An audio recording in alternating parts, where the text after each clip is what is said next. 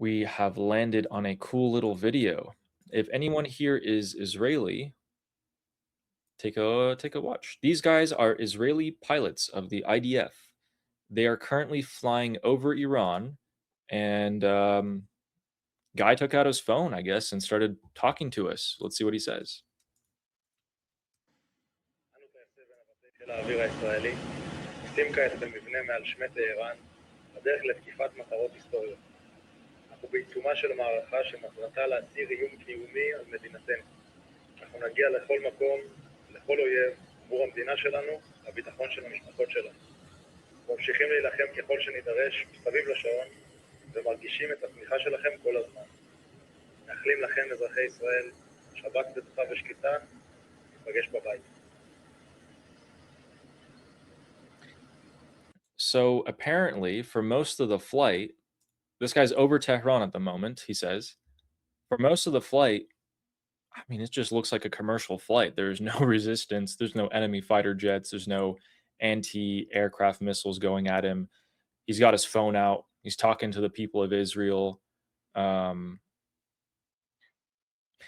something that they did twice, by the way. Last year, during the war last year, they achieved aerial supremacy.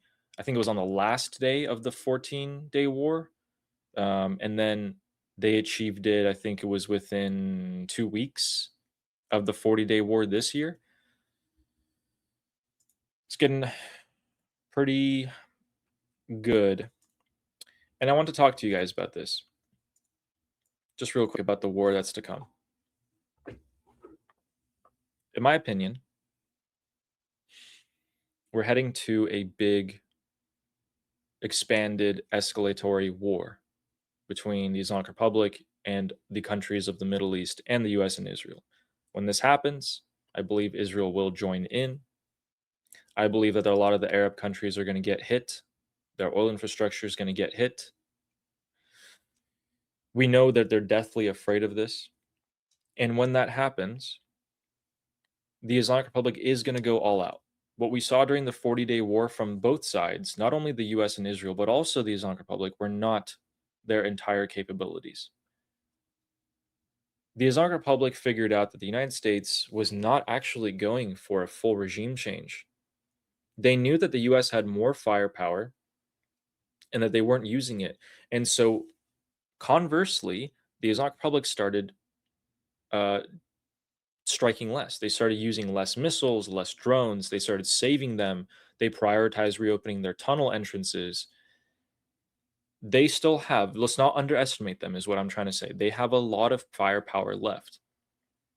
And they're going to use it when they believe that this is it. When they believe that, oh my God, the US and Israel are going to kill us, they're going to get rid of us forever, it's going to be regime change, that's when they're going to go all out. That's what the US is looking for to happen. They want that to happen. They're using the threat of that against the Arab countries at the moment. Saudi Arabia didn't listen. The leader of the Arab world, quote unquote. They didn't listen. They signed a pact with Pakistan and Turkey. That in itself is a direct middle finger to the United States here.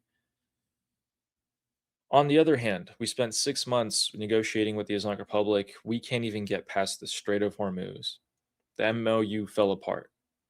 And our 60-day timeline just passed today. Today was 60 days. August 14th. It's also a Friday, just saying. But our next super carrier, our next aircraft carrier is set to arrive in about 5 to 7 days. And everything is pointed towards us going back to more strikes here. Just be prepared when that happens. The Islamic Republic is going to go all out. They are going to strike intensely. What we saw during the 40-day war, all the videos of all the drones and missiles flying, that's going to be nothing compared to what's to come. That's a very, very big possibility. The other possibility, which I thought was more likely if the Arabs did fall in line, was that the US goes full out with their firepower and doesn't even allow the Islamic Republic to strike back. But in my opinion, I'm not quite sure if that's going to be the case anymore. I think the Arabs are going to take a bit of a pounding like few others can.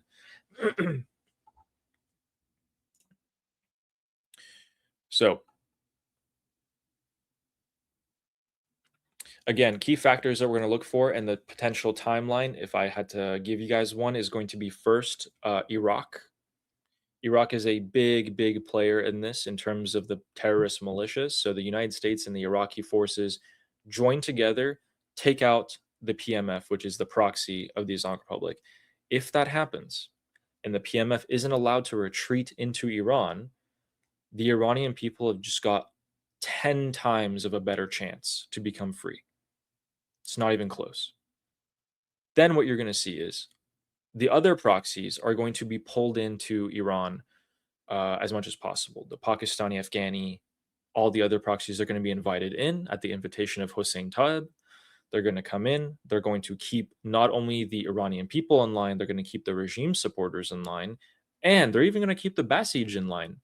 In January, the terrorist militias were standing behind the Basij and threatening to shoot them if the Basij didn't shoot other Iranians. The less militias we have, the better. Now, the military has everything it needs. The airlifts have slowed down to a trickle. Potentially, what we're waiting on is a couple of things. The USS George Washington is on its way. It's traversing the Bengal Bay. It's heading for the Indian Ocean at the moment, and it is scheduled to arrive in the region. And CENTCOM has now confirmed through the acting secretary of the Navy, I'll show you guys that here, that the USS Abraham Lincoln will indeed return home soon as part of a planned rotation. Rotation, guys. So it's going to be replaced here. Is it going to be replaced by one or two aircraft carriers? The USS Theodore Roosevelt is currently in San Diego and also set to go to the Middle East by September or October. You have a few more destroyers headed towards the Middle East as well.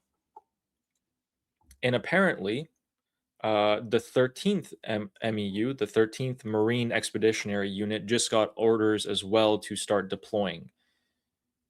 That was today. I'll update you guys as soon as I know about that because they could be deployed to the Pacific and not to CENTCOM. Right now, we have nothing in the Pacific at all. There's nothing there, no carrier, no nothing. They could be going there to replace the 81st, who are now, that's the USS Boxer. And then lastly, you guys need to be prepared for the possibility of this taking many more months. However long it takes for the economic pressure to reach a threshold where the Islamic Republic is going to collapse, in my opinion, is going to be when the strikes happen. We haven't seen the Islamic Republic be able to consolidate at all. In fact, their best option right now is ship-to-ship transfers of oil. What they do is they to the UAE, IRGC tankers roll up along UAE tankers, oil goes to the UAE ship leaves the blockade.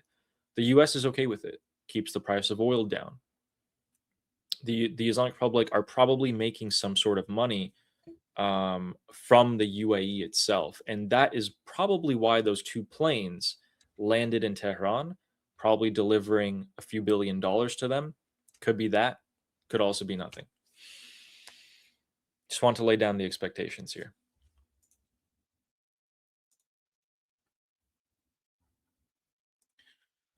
Trying to see if I missed anything here. Oh, and just so you guys know, the 13th MEU, the 13th Marine Expeditionary Unit, is on the USS Makin Island. And they are still in port, but they're scheduled to leave any second now. Just make sure where they are.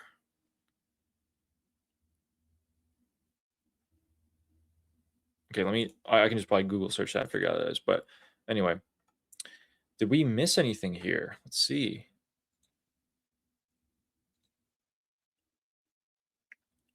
Armin, the UAE is actually really pissed off. They've had 3 ships hit in the span of 24 hours, and they decided to do something huge, ladies and gentlemen. They actually lifted Wait, up can I into the guess? air. Yeah. Oh, no. That was not going to be my guess. Lifted weapon. Oh, I thought they just the issued a UAE, very big, aggressive statement or something. But they yeah, did. go. Yeah, they Oh, strongly condemned, I was along right. with Kuwait and Bahrain. Yeah, they Okay, strongly okay. condemned. I I mean, was isn't it right. Ding, funny? ding, ding. Like the UAE just helped out the Islamic Republic for a few weeks there by buying oil from them and bringing it through the US blockade. And then they also bribed them to not get hit. And as soon as they stop doing the oil to oil transfers, the UAE Ooh. ships get hit. Boom, three in I, 24 hours. I have a tip for UAE, okay? You're wagging your fingers, wag it harder. You used to be like this at the Islamic Republic. Now go like this. Like, really hard. Go like, "Arr." See if that helps. To counter this, the UAE has come out with a show of force. They lifted an entire refueling tanker of the United Arab Emirates into the air. They now have a refueling tanker operating over the Persian Gulf at the moment, and they have taken protection of their own ships into their own hands. So, one refueling tanker, maybe 3 or 4 fighter jets from the UAE. I'm going to sneeze. And let's see That's if you. that stops them. Keep in mind, this ship actually took off. Thank you, by the way. This ship took off 12 hours ago. So for the last 12 hours, the UAE's been protecting their ships. And 2 hours ago, they had another one hit. So they can't protect their own ships. I don't know what they're trying to do here. Maybe, I don't know. Maybe we should just get rid of the problem, I feel like, at this point. Oh, Nah, why bother? Armin, I actually forgot. Okay, this is actually incredibly important here. This is off the coast of Sri Lanka. This is actually really important. This is a big indicator, and it can tell us whether or not we are going to deal with the Islamic Republic or not. And I know, right? I know it's crazy at this point to go back to negotiating. But one thing that we've learned in this conflict is that everything is unpredictable here. These are, tell you what this is. These are 14 IRGC uh, oil tankers. They went to China for a few months ago. They got through the blockade, or they got through when the blockade was lifted. These 14 tankers sold their oil to China. Then they came back, and now they're sitting off Sri Lanka, south of India, okay, the southernmost part of India. And they're just waiting. Do you guys know what this Why? means? If they're waiting here, it means that things are unclear, which is currently the state that we're in right now. If they start heading back towards Iran, it means that they think they can get through the blockade, they can load up on oil, and then come back and sell it to China. So that is an indicator. If they start moving back towards Iran, we know that the Islamic Republic has gotten a signal that it's safe. They can keep on selling oil. If they stay here, the longer they stay here, the more we know that there is no deal happening. So I'm going to be watching these all the time to see, are they getting the signal from the IRGC to head back to Iran and start loading up on oil, because they haven't so far. They've been sitting here for a few weeks. They're not doing anything. So this is one indicator of things. By the way, no deal happening could also mean war. Like, they don't want to get anywhere close to the blockade line because they'll be hit as well. They cannot go through. They're all sanctioned by the US. They cannot go through. So if they pull up their anchors and they start to sail, something changed.